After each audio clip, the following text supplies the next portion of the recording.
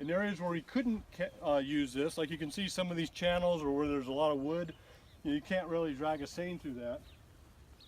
So we use these minnow traps. See if this comes apart.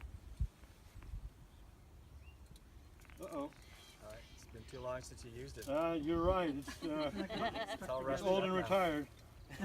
Here, you stand on So the there's edge two and back halves. all those one ends and we'll go. There's two halves. They would be about this long. You can see there's a small hole. So we would put bait inside here, usually salmon roe. Fish would come in, go through this hole and go after the salmon roe. But they're not the smartest tool in the shed, so they had a hard time finding their way back out. And so we would use this in an area where there was a lot of vegetation, a lot of wood, or just some place that a seine net wouldn't work. So that's typically how we collected the fish. So the reason why this area is so important to particularly coho salmon, that's kind of what we targeted, although we did sample all the other fish that are out here. There's a term called the stream estuary ecotone. And all that is a fancy term for the transition between estuarine environment out here in Humboldt Bay up into the stream habitat that you see coming out of the hills here.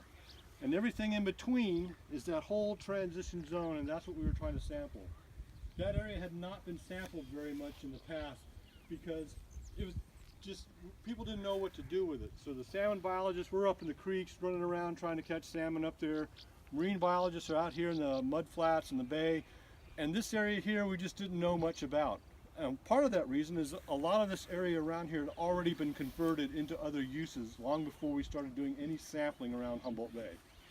So this area had already been diked off, put behind levees, tide gates and whatnot.